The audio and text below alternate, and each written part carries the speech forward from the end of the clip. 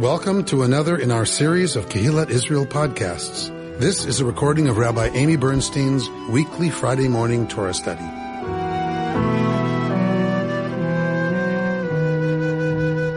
We are in Parashat Naso this morning, and according to our triennial reading, we have an interesting hunk of Torah. We're going to look at the middle part of that triennial portion. And so we're going to look at chapter 6. So would someone like to begin reading at chapter 6, verse 1? Page 25. The Lord spoke to Moses, saying, "Speak to the Israelites and say to them, if anyone, man or woman, explicitly utters a Nazarite's vow to set himself apart for the Lord, he shall abstain from wine and any other intoxicant. He shall not drink vinegar of wine or any other intoxicant, neither shall he drink anything in which grapes have been steeped, nor eat grapes fresh or dry. Throughout his term as Nazarite, he may not eat anything that is obtained from the grapevine, even seeds or skin. Throughout the term of his vow as Nazarite, no razor shall touch his head. It shall remain consecrated until the completion of his term as Nazarite of the Lord, the hair of his head being left to grow untrimmed. Throughout the term that he is set apart for the Lord, he shall not go in where there is a dead person. Even if his father or mother or his brother or sister should die, he must not defile himself for them, since hair set apart for his God is upon his head. Throughout his term as Nazarite, he is consecrated to the Lord." Go on. If a person dies suddenly near him, defiling his consecrated hairs, he shall shave his head on the day he becomes pure.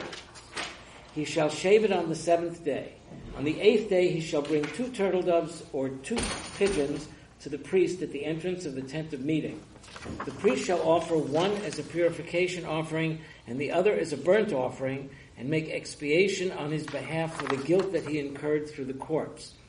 That same day he shall reconsecrate his head and rededicate to the Lord his term as Nazarite, and he shall bring a lamb in its first year as a penalty offering. The previous period shall be void, since his consecrated hair was defiled. All right. All right. What does that mean? What does that mean? All right. So let's look at the word we're dealing with. The term we're dealing with is Nazir, from Nun Zayin Resh. The Shoresh means set aside, meaning set aside for, and is probably an abbreviation of Nazir LeElohim, right? Set apart, set aside for God. So there are 2 types of Nazir. There is the temporary Nazir, so somebody who decides, and it has to be voluntary. A person decides that they're going to take the vows of the Nazarite for a period of time. And then there is the lifelong Nazarite who doesn't have a choice about it. The lifelong Nazarite usually is dedicated by the mother. We know this. We know this. Who do we know? Samson, the most famous Nazarite, lifelong Nazarite, is Samson. Why does his mother consecrate him as a Nazir? I don't know why. So we don't know why women did that. We can guess. The thing women are most concerned about in ancient Israel is what? Childbirth, having children, having in particular sons. So what might dedicating, if one should conceive and one says, I will dedicate it to the Lord, what might that do? Well, it might be, if it's safe, if I have this child, then it's like making a deal.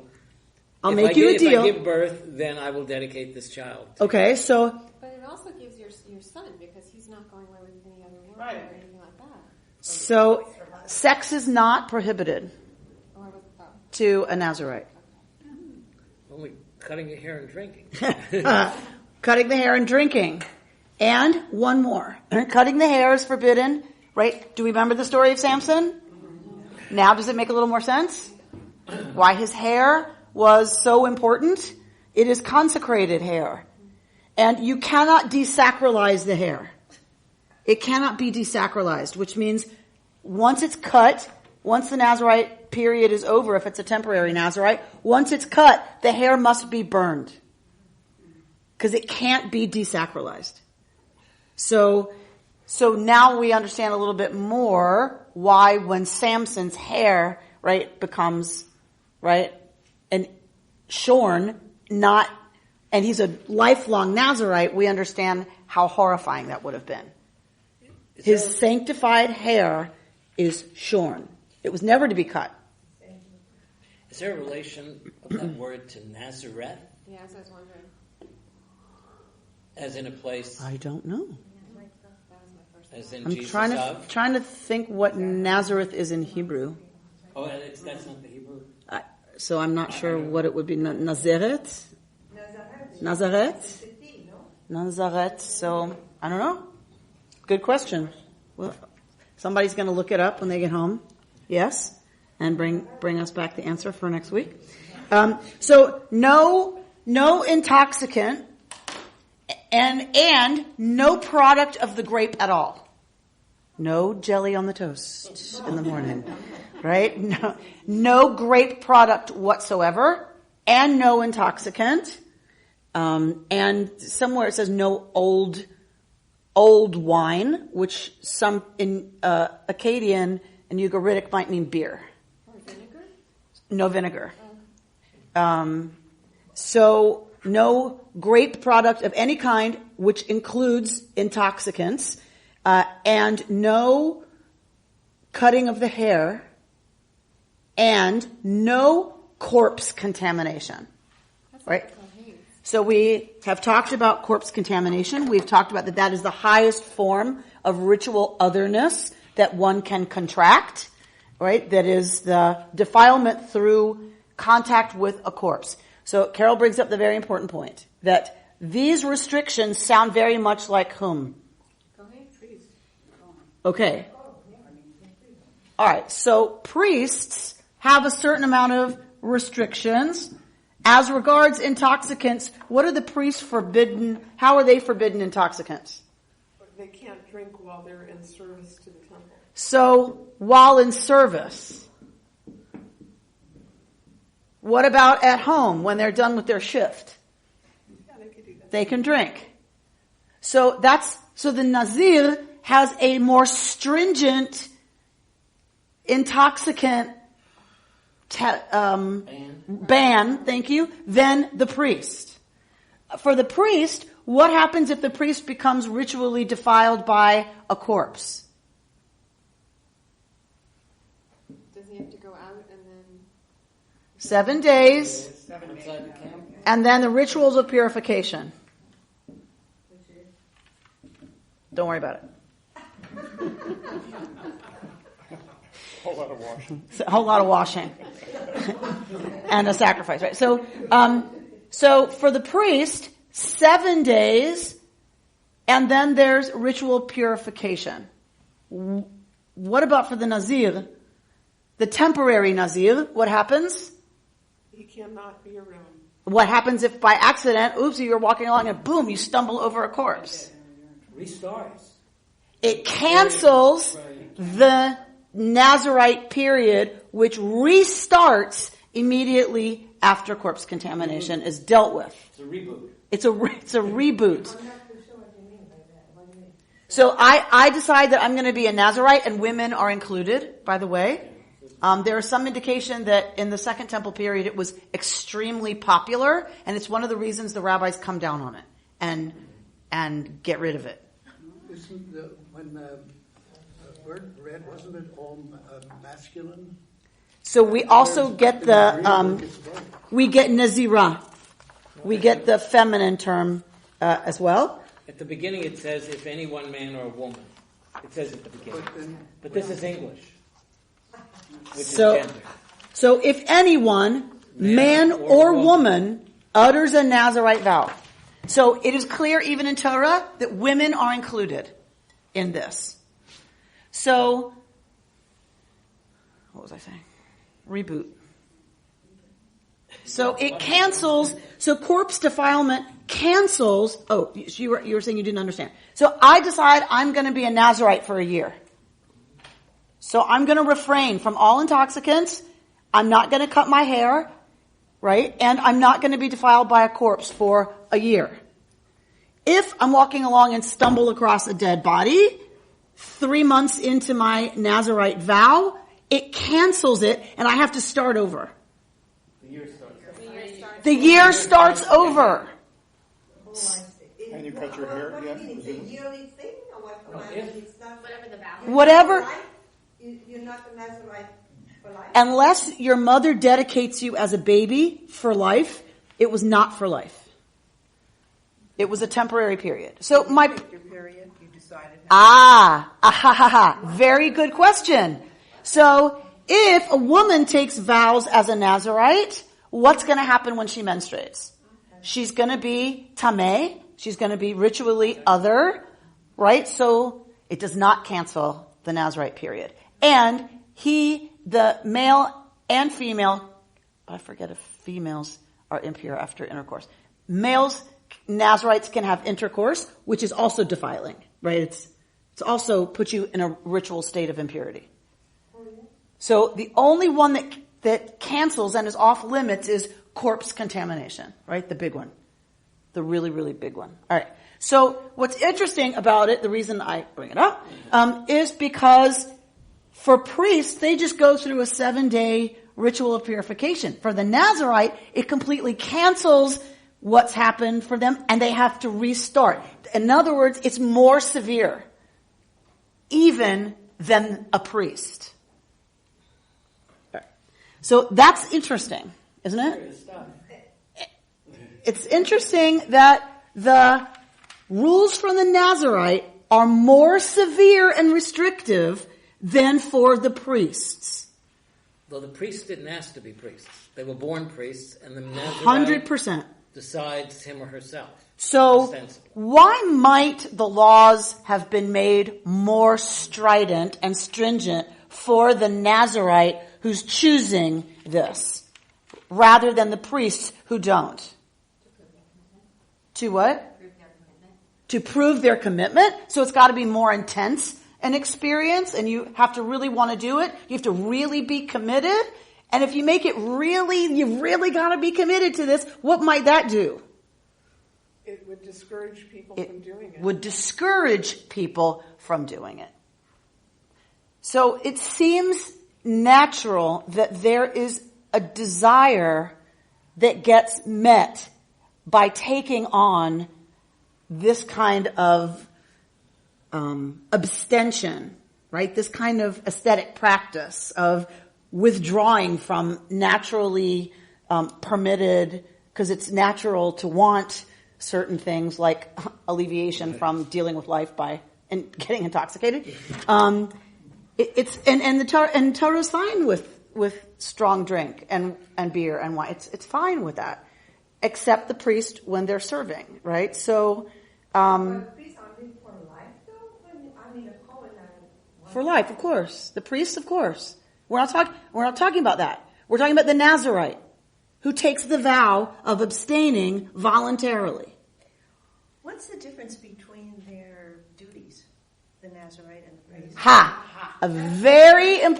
Another important part of this. So it seems that there is some desire that is fulfilled by refraining and taking on kind of a stringent practice for sacred purposes, right? Because there's a lot of people doing it apparently. Like it got really popular.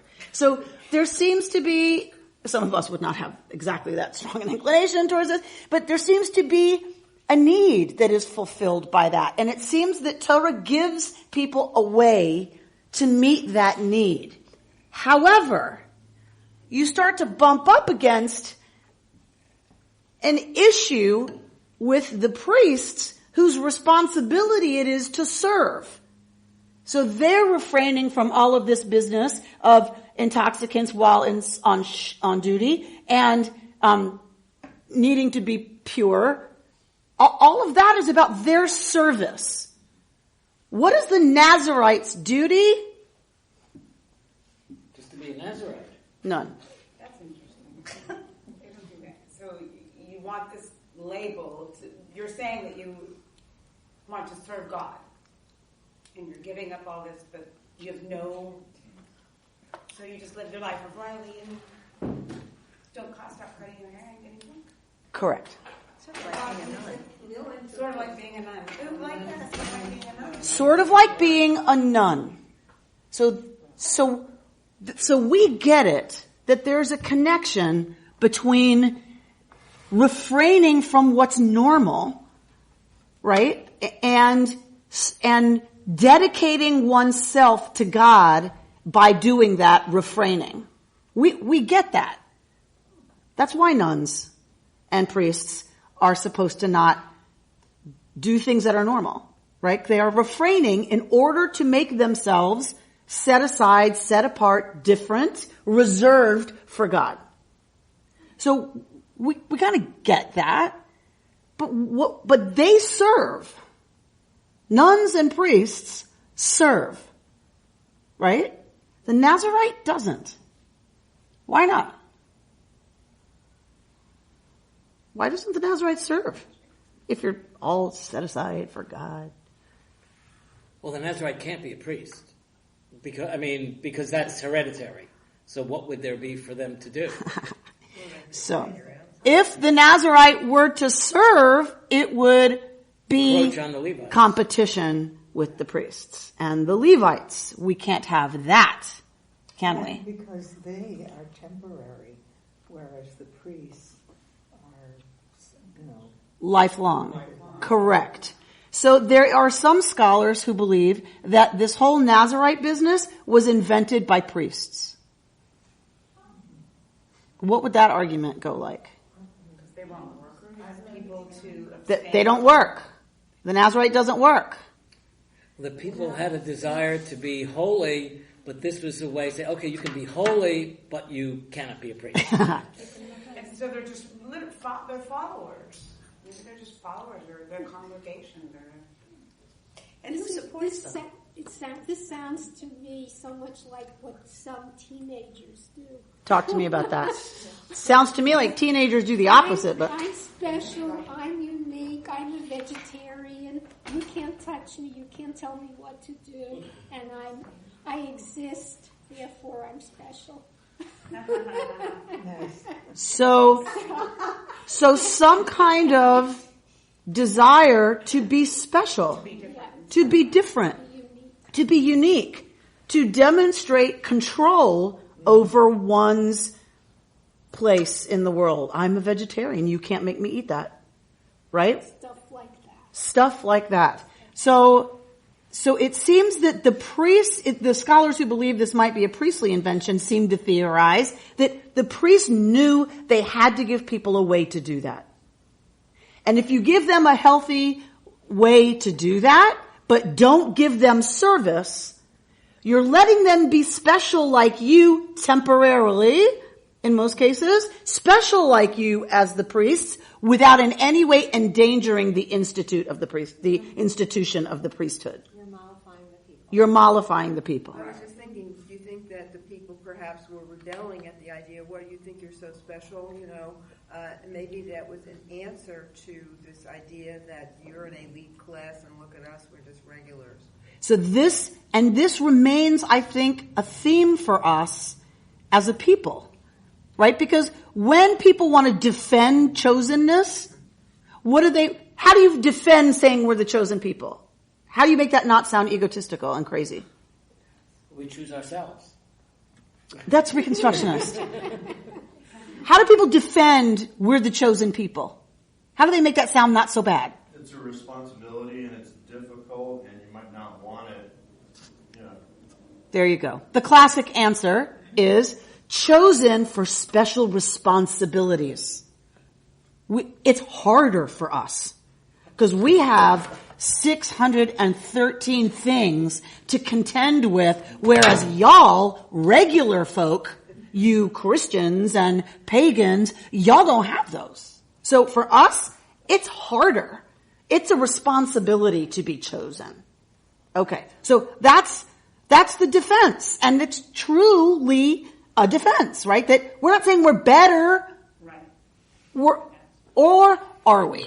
Right? So this is what, because I'm chosen by mom, to look after things while she's away. It's a lot of responsibility and it's added pressure and it's so right? But so I'm not better than you, little sibling. I'm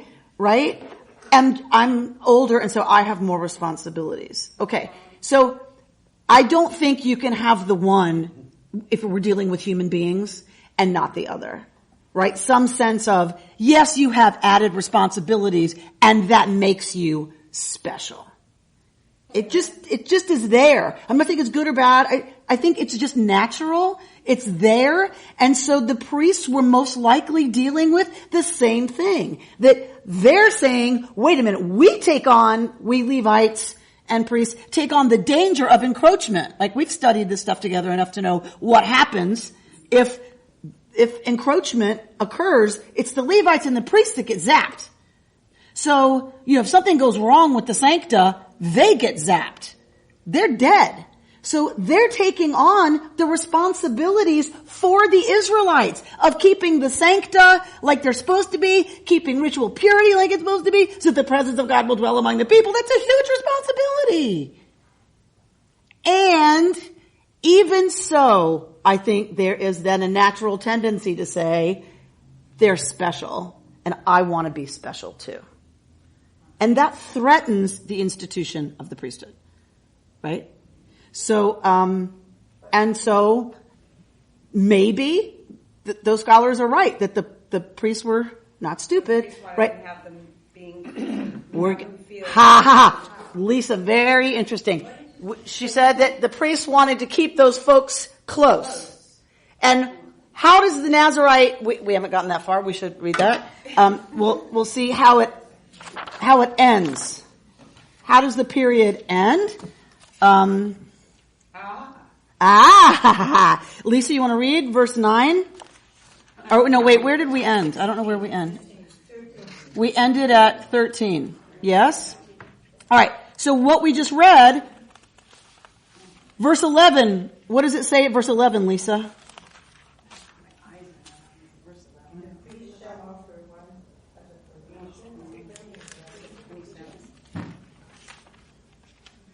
Verse 11. The Asah Kohen. They shall offer one as a purgation offering and the other as a burnt offering, and make expiation on the person's behalf for the guilt incurred through the corpse. All right, so if corpse contamination happens to a Nazir, they have to go to whom? Priest. The priest. We got to come back to him. So the priests are the ones who deal with the contamination, and it turns out that that's also how the Nazarite ends the period, which we haven't gotten to, ends their period of Nazaritehood, is Nazariteness, is through sacrifice. So what does that do? It keeps them close, and it keeps the priests in power. Because even if you're going to be a Nazarite and you're kind of special, not as special as we are, but you're kind of special, when that period comes to an end, it is we who turn you back into regular. You still need me, because I have a responsibility that you don't have, which makes me more special. Yes? So once a person decides that they want to enter this temporary period and I start growing my hair and I'm not going to drink, do I still go to the office? I mean, what do I do? Yes. Yes. So you continue, actually, we don't know exactly, but figure the lifelong Nazarite is doing whatever the Nazarite does. And so presumably, yes. This seems so un-Jewish.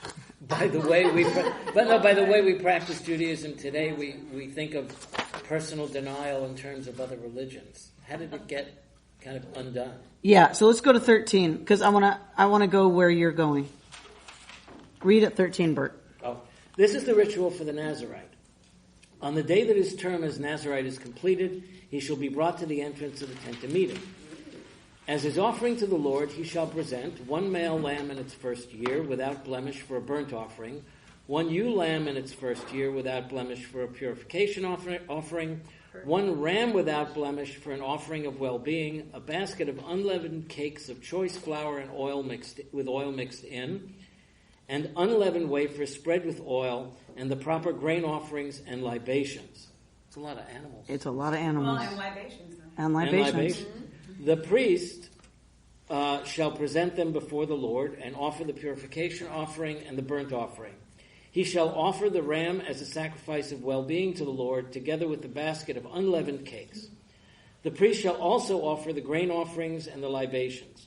The Nazirite shall then shave his consecrated hair at the entrance of the tent of meeting, and take the locks of his consecrated hair and put them on the fire that is under the sacrifice of well-being. The priest shall take the shoulder of the ram when it has been boiled, 1 unleavened cake from the basket, and 1 unleavened wafer, and place them on the hands of the Nazirite after he has shaved his consecrated hair. The priest shall elevate them as an elevation offering before the Lord, and this shall be a sacred donation for the priest, in addition to the breast of the elevation offering and the thigh of gift offering. After that, the Nazirite might drink wine. May drink wine. May drink wine. Go on. May drink wine. Finish it. Such is the obligation of a Nazirite, except that he who vows an offering to the Lord of which he can afford beyond his Nazirite requirements must do exactly according to the vow that he has made beyond his obligation as a Nazirite. All right. It almost seems like witchcraft. Which part seems like witchcraft?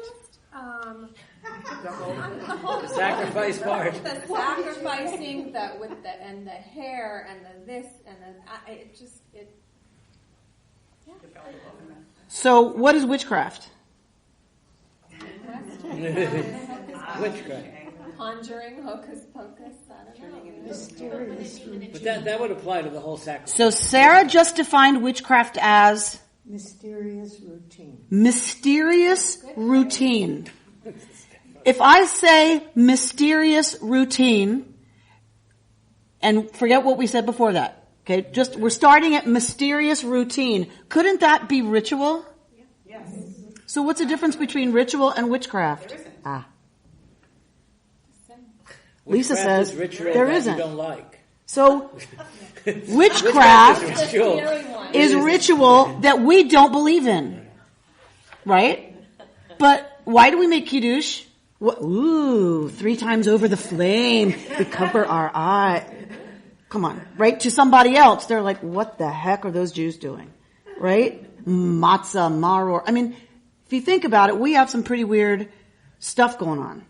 Havdalah? What is that business? A torch and a smelling thing and right, and then doing this with our fingers and singing all this mumbo jumbo in this ancient language that nobody understands. It's the same thing, but we have a connection to it, so we do it, and it isn't, and I don't mean just witchcraft, I don't mean to pick on that word, pick what hocus pocus, which by the way, hocus pocus was an incantation. We have many, many, many, many artifacts from the early rabbinic period with Aramaic incantations on them.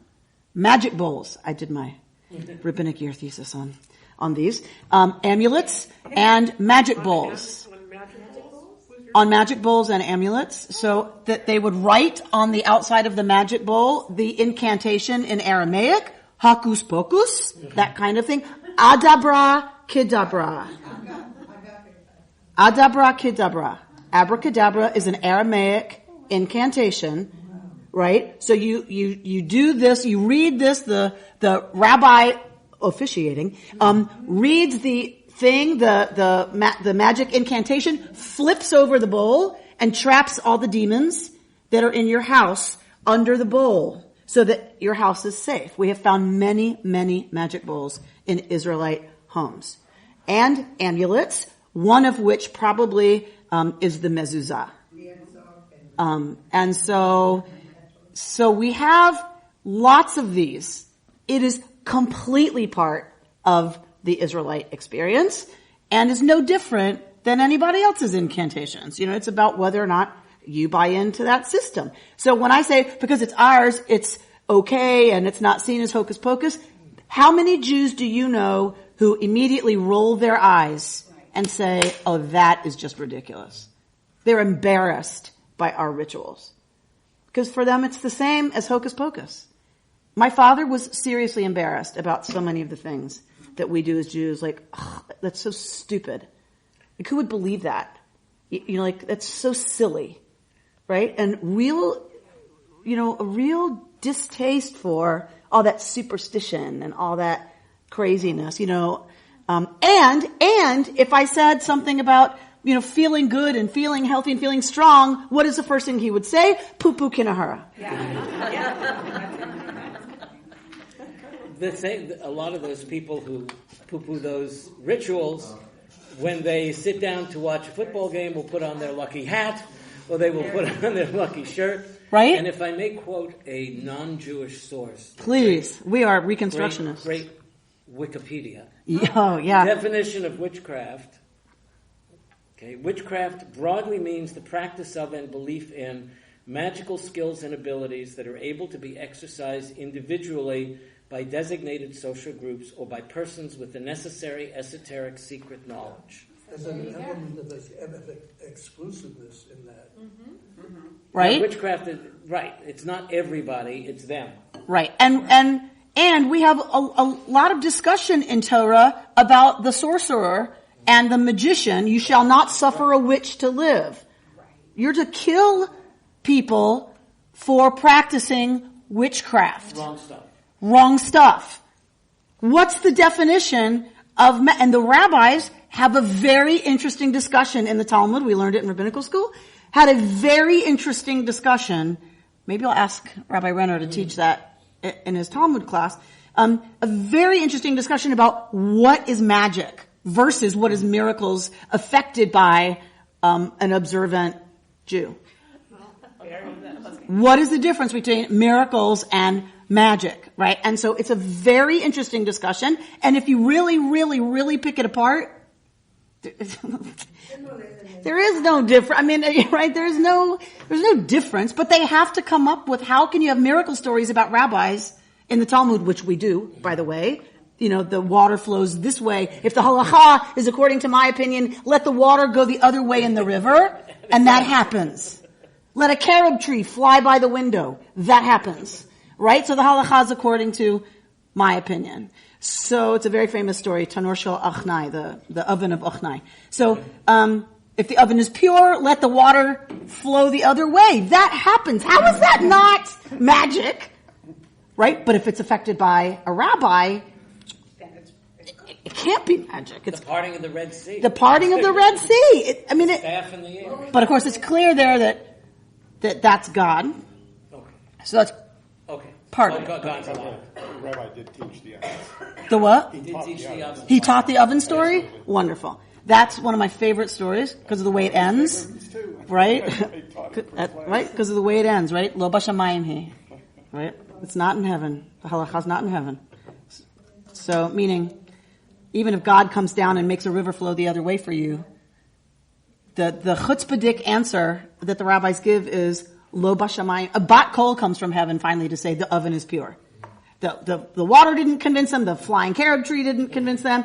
So finally, a bat kol, meaning a heavenly voice, says the halacha is according to Rabbi whoever, and so then the rest of the rabbis who were ruling against that decision say lo bashamayim hi. We are told in Torah it's not in heaven. Right? The book of Deuteronomy, Moses in his famous speech, right? It's not in heaven that you can't go get it. It's close to you. It's right in your mouth. Right? And so the rabbis turn those words on Torah against the bat kol and say, lo bashamayim hi. Very Reconstructionist. It's very Reconstructionist. The halacha goes according to the majority opinion. It doesn't matter what a heavenly voice says. It goes according to the majority. It's our decision. Right? How to live into these words of Torah, not yours. I love that story. That's a great story. So, I might tell it at Yom Kippur actually. But I digress. So where were we? Oh, so witchcraft. Okay, so speaking of that, the hair, right? when we're told that the Nazarite, is it hot in here? Yeah. I'm relieved that it's hot in here, can I just tell you? So when it says that he shall not be defiled, like he shouldn't be defiled, right? The previous period, if he is defiled, shall be void. Why? Since his consecrated hair was defiled. So it's not actually the issue that the person of the Nazarite is contaminated by corpse contamination. It's the sacralized hair that is the problem. That's the issue. And so you got to start over because that hair cannot be desacralized. It must be burned, right, on the altar. Interesting. I think the priest offers all of the sacrifices except the hair. So, who offers the hair? The Nazarite. The Nazarite. Yes? So we have inscriptions from the ancient world that from this period and around this period, we have inscriptions from a Cypriot pot that says this pot contains the hair of the donor as a memorial to Astarte. So it seems that this idea was very present in the ancient world about the hair substituting for the person. It is the person, right? So it's a permanent reminder to the goddess of the donor's devotion by putting his hair in it. Back to witchcraft, right? What is a key ingredient for voodoo and other kinds of magic? You need the person's hair or fingernails. You need something that stands in for them. Yes? And so if you if a woman's a Nazarite, right, and presumably women had longer hair anyway, right? It would have been easier to deal with, to keep it back if you don't cut it. Like women wouldn't have cut their hair short in the ancient world. So presumably their hair starts long. Now you're a Nazarite, you don't even trim your hair as a woman. Likely it gets longer, right? How did women deal with their hair? What did they do with it often to keep it out of the way? They braid it. Yes?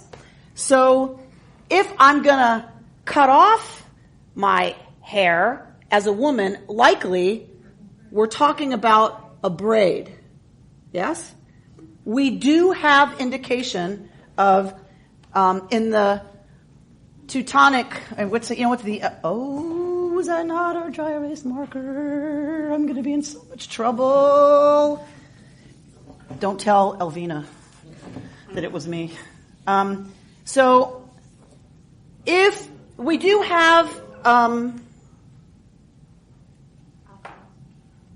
evidence to worship the pagan Teutonic goddess, and I know this is not KI transliteration. I don't care. I hate the H with the dot. Don't tell anybody. All right. So, to honor the goddess Perchta, Germanic, Teutonic gods, Perchta, women would offer a braid. So we see that here. We see offering hair as a sacrifice of something of me, right, that draws me closer to the divinity. Yes? I swear I'm going somewhere with this. So Perchta, this is how women would honor the goddess Perchta. Talk to me, Sarah. I don't know if you speak Yiddish as well. What is the challah loaf on Shabbat called in Yiddish? So have you ever heard this word?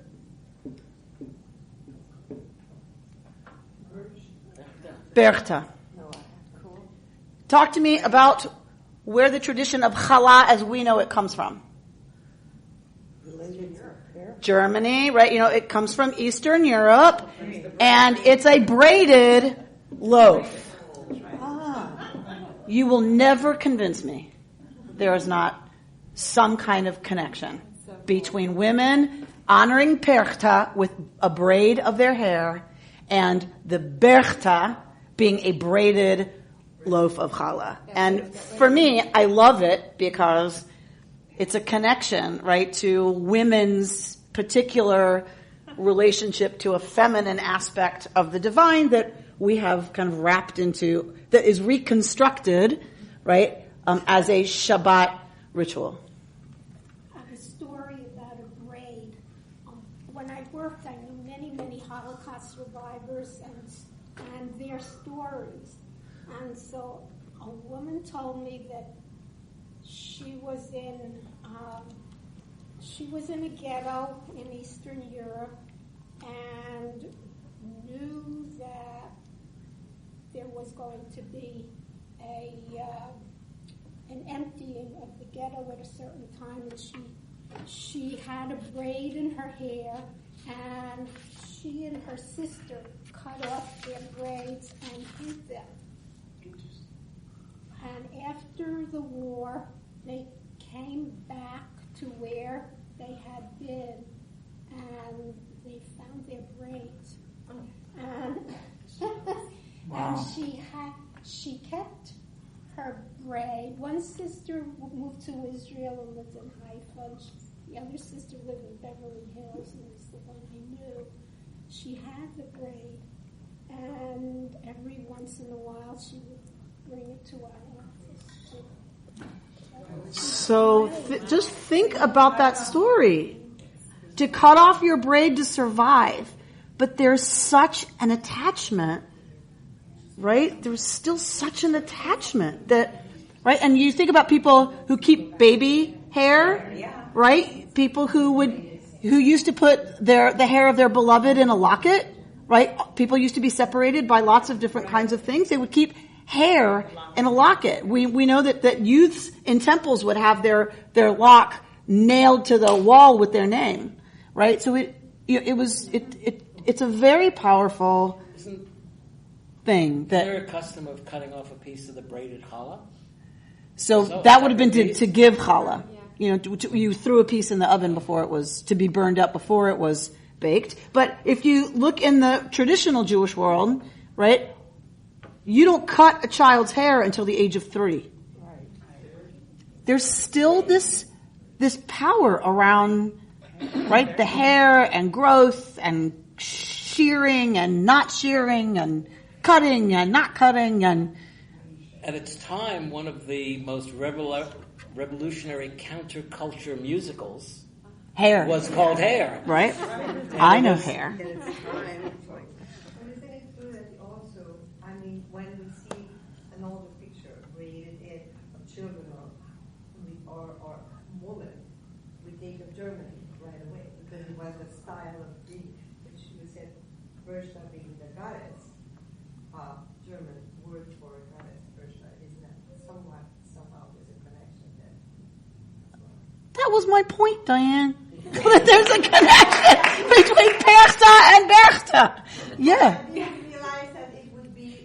As a whole cultural thing for women and children as well. Yeah. I think it's really powerful. I think you'll never convince me that there's not a connection. You can't, all this talk about hair, and they offered their hair to Perchta, and that braided loaf is Berchta, you will just never convince me. What did you want to say? I was thinking of the nuns who all cut their hair before their vows. Orthodox women. So nuns, Orthodox women, shave or cut their hair and wear their heads covered and or wear wigs. And the wigs have to come from women, not Indian women who believe in another god. They have to come from women who don't believe in another god. So the hair that you put on has to be special too. Yeah, who checks that? So, trust me, I'm sure there are authorities who check it. Trust me. And Muslim women cover their hair. Right. So hair is a big deal for women, has always been a big deal for women, right? And Orthodox women cover it because only their husbands can see their hair. And for them, that is a testament to their beauty, right? We see it as women who cover their hair, whether it's in, other cultures. In biblical Israel, it would have been the same. You covered your hair. Or today, right, as in our tradition, Orthodox practice, the idea is women's hair is so beautiful, special, powerful. And then there's something about you that is communicated when you appear with your hair that is very intimate, right? And you think about touching people's hair, right? It's an act of real intimacy. Like when I'm with these little ones in there, and I can't help it. Like I gotta touch them. I gotta touch their hair. It's like, oh, right? There's a real, and then with grown-ups, right? That's a real act of intimacy to put your hands in someone's hair. I've spoken to Muslim women, asked them about why they wear a hijab, scarf, and aside from custom, or this is what a Muslim woman does, for some people, they say it's for modesty, because if men saw women's hair, they go wild. They go completely bonkers. Well, and it's less about men going bonkers than it is about women being objectified. Okay. For those women, right? That it's about, yes, men would be sexually aroused by a woman's hair. That doesn't seem to be the real problem. I mean, it can be identified as the problem, right? That you don't want men getting aroused all over the place. So what do? Control the women. Put them behind a mechitza. If the men can't concentrate on their prayers, well, put the women upstairs in the balcony so that the men can concentrate, please. Like they're doing the real business. Get them out of here where we're not distracted. So it can be. For Orthodox women, their experience, and women who cover their hair in other religions or cultures, they understand it as the problem isn't men being aroused. The problem is me being an object of sexual focus. Right? I am protected from being objectified by covering myself. Right? Which is really counterintuitive to a lot of us first world Western women.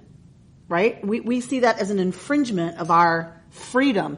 But I have to say, and I've said this before, when I was studying at Yeshiva High School and we didn't have to deal with the boys and they weren't allowed to touch us. Nagia, you're not allowed to touch. So when I got to public high school, I was horrified by how boys felt they could put their hands on girls and literally manhandle them, pulling them onto their laps, like just playing and just being friendly, but with no permission. And it was very uncomfortable, and it took me a long time to get used to. And there is a real sense of I am protected from having to deal with all of that, right, in a system that enforces modesty and some separation, right? Anyway, okay, why do we go down that road? So, Robert, would you go to the copy machine and grab the copies of Jonathan Sachs that I was late getting here because I was making? I have a question. Yes, Paula. To the Torah. Mm-hmm. Going back to the Torah. It seemed because of all the sacrifice that had to be done at the end of that a person needed to have wealth in order. Very, very interesting point that you bring up. People had to be able to afford these sacrifices to end the period of being a Nazirite. And it had to be yours. It had to be the person who was doing it. Until it didn't. And we have records of people paying for other Nazirites' ending ritual. And this is one of the reasons we think the rabbis started to put the kibosh on it, right? Is it if I don't have to afford it, if someone else is going to pay for it, it becomes a little bit more accessible and possibly then, thank you, a little more popular, right? And So it becomes that somebody else can pay your Nazirite sacrifice stuff. And, where was I going? It's 2 lambs and a ram, by the way. Right. So the practice ended because because it started being used in bets. If the Vikings win, I'll be a Nazirite for 2 months. So it started being used in this way that was like crass and yes. I went to see a play last night. It's called A Homecoming. The Homecoming by Pinto. And the whole play is about exactly what you're talking about. It's about how women are objectified and how in the end the woman takes control. But how she does it, they call her a whore and they want to set her up in it. And she doesn't say a word. But then in the end, she takes one of the men, the most strongest, and she just kind of looks him into lying on her lap, and she strokes his hair. And in that moment of stroking his hair, she takes control of the whole homecoming. It was the most powerful play I've ever seen. Wow. And it addresses what you say, how the women are objectified even in our society, and how suddenly they can take control. And it's got something to do with hair. Right? Yeah. And the power of that moment that I'm sure on stage was... Oh my God, she just does this on his hair, and everybody just goes like this. Right? Because you understand, I'm sure, the way they dramatize it, you understand the intimacy that she's initiating. Correct. And when she chooses not to, those he's allowed here, Right. they can do what they like, they can say what they like. There's no connection. She remains this wandering object until she chooses to utilize the hair. And there's traces of that in our Nazirite story of Samson, and we all know that story. Why? There's something really compelling about Delilah, right? Who's a floozy, right? And seduces him and manages to seduce him into her lap, and she cuts off his hair. I wonder if Pinter wasn't using that story. It really makes me wonder because, I mean, and again, it's not that he necessarily was using that story. It's that there's a universal human, we call this, right, terrestrial human culture. There's a human understanding of the intimacy of that and the power of hair, as we've been saying over and over and over. All right, so let's look at Rabbi Jonathan Sachs to conclude, going to this idea of the rabbis kind of putting the kibosh, right, on some of this.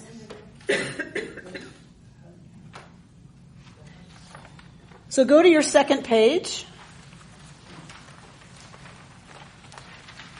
And to Bert's point, look at the top paragraph of the second page. The ambivalence of Jews toward the life of self-denial may therefore lie in the suspicion that it entered Judaism from the outside, right? Bert said, it's just not Jewish. To refrain from stuff is not Jewish. There were movements in the first centuries of the Common Era in both the West and the East that saw the physical world as a place of corruption and strife. They were, in fact, dualisms. They held that the true God was not the creator of the universe and could not be reached within the universe. The physical world was the work of a lesser and evil deity. The two best-known movements to hold this view were Gnosticism in the West and Manichaeism in the East. So at least some of the negative evaluation of the Nazirite may have been driven by a desire to discourage Jews from imitating non-Jewish tendencies in Christianity and Islam. Right? So he's saying it might be that there were those movements, there have always been those movements, and part of the rabbis' kind of hesitance to have Jews do this was because it's not Jewish. Right? Because it's going on in the non-Jewish world. All right, so he'll give us that. He'll say maybe that's true, but he's going to go further and say, you know what? It's even deeper than that. So he goes to Rambam. He goes to Maimonides. Right? Who has both positive and negative representations, Rambam does, Maimonides does, of the Nazarite. Okay? So, go to the last sentence of your middle paragraph after the last two sentences of that middle paragraph after Hilchot Nazirut in parentheses. How does any writer in a single book adopt such contradictory positions, let alone one as resolutely logical as Maimonides? The answer is profound.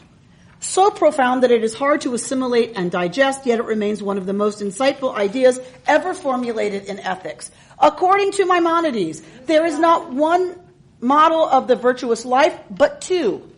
He calls them respectively the way of the chassid, right? And the way of the what? The chacham. What is the chassid? The saint. And what is the chacham? The sage. The saint is a person of extremes.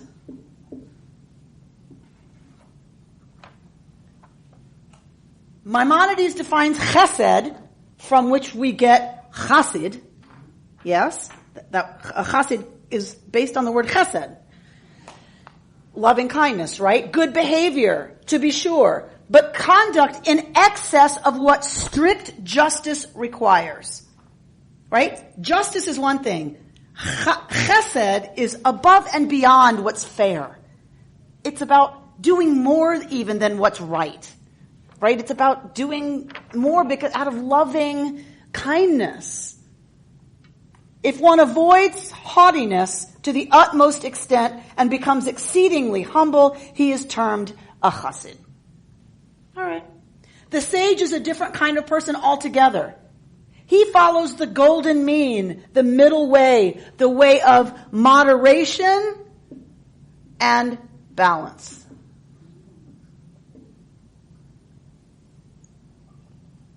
He or she avoids the extremes of cowardice on the one hand and recklessness on the other, and thus acquires the virtue of courage. Right? So rather than the extreme of being a coward or being completely stupid about taking risks, if you moderate between those, what do you have? Courage. And wisdom. And presumably wisdom. So that's a different meaning of the word sage than we. Okay, so let's read this and go there. He or she avoids miserliness on the one hand, giving away all one has on the other, and thus becomes generous. Right? You're not you're not cheap, and you're not going to give everything away like an idiot either. The way between those is generosity, the way of balance, the way of moderation. The sage knows the twin dangers of too much and too little, excess and deficiency. He or she weighs the conflicting pressures and avoids the extremes. How are you saying that that's different from how we understand a sage? Well, at KI, we understand the sage only has to do with age. I think it's wisdom. Well, I'm telling you, I think that's not so. I think that we understand the word sage to mean wise. And so we've chosen to call our older citizens of KI sages because it has good implications. Whether they Correct. are sages or not. Correct. Correct. I could call every kid in there an angel. For a reason. Doesn't mean, because it's not because I know they are. What am I saying when I call every one of them an angel? You could be. Your highest self. Right. So I'm going to assume that you are, right? And that is a compliment. That is and I think a way that we are combating an ageist view, whether it's wise or not to do, I think that's how it came about. And a lot of our seniors hate it. They hate being called sages. They think it's stupid. Because it's meaningless, because we're calling everyone a sage, as you said, just because they reach a certain age. And that's just, for them, a lot of them feel like it's just stupid.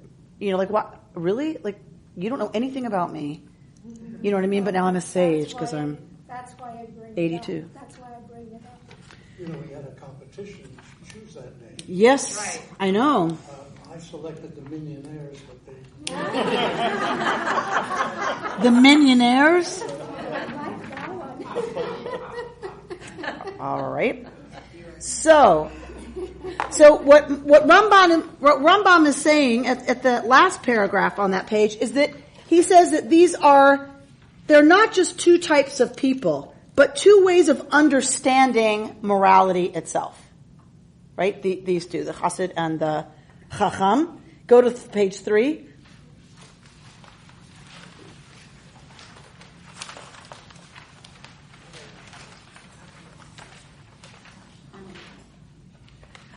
So we're going to go to the middle of that first paragraph on page 3. Saints are supremely virtuous people considered as individual, yet you cannot build a society out of saints alone. Indeed, saints are not really interested in society. They've chosen a different, lonely, self-segregating path. I know no one who makes this point as clearly as Rambam, as Maimonides. It is this deep insight that led Maimonides to his seemingly contradictory evaluations of the Nazarite. The Nazarite has chosen, at least for a period, to adopt a life of extreme self-denial. He or she is a saint, a chassid. He or she has adopted the path of personal perfection. This is noble, commendable, exemplary, but it is not the way of the sage.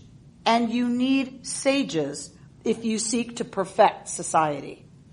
The sage is not an extremist because he or she realizes that there are other people at stake. There are the members of one's own family, the others within one's community. There are colleagues at work. There is a country to defend and a nation to build. The sage knows he or she cannot leave all these commitments behind to pursue a life of solitary virtue. For we are called on by God to live in the world, not escape from it. In society, not seclusion. To strive to create a balance among the conflicting pressures on us, not to focus on some while neglecting the others. And for Rambam, this is why the Nazarite has to bring an offering at the end of the whole business, is because on some level, it's a sin. On some level, there's something that has to be rectified by separating oneself out to be special, to be different, to be set aside for God, which is interesting, right? That being set aside for God causes a rupture with God, right? What's up with that? Well, it's because I think, to Bert's point, it's a very Jewish understanding that the way we are a holy people, a people set aside, an Am Kadosh, right? Kadosh, holy means set aside in Hebrew. How are we an Am Kadosh? By how we behave with each other. By how we behave with our neighbors who are not Jewish. That is how we live a life as an Am Kadosh. That is how we live into holiness, is by repairing the world, not retiring from it. And I think ultimately for me, I love that the Nazarite was this kind of thing that people got to do, but that the tradition ultimately said, not a good idea, and got rid of it, right? To say that that's not how we live closer to the divine. We live closest to the divine when we internalize those things that we call godly, those traits that we call godly traits, forgiveness, patience, empathy, justice, love, all those things. When we embody that through what we do and how we engage with each other and the world, that is the way we truly become a holy people, living into the image and the desire of the divine for a world more whole and closer to peace. Shabbat Shalom. You've been listening to Rabbi Amy Bernstein's Friday morning Torah study from Kehillat Israel in Pacific Palisades, California. For more information, go to our website, www.ourki.org.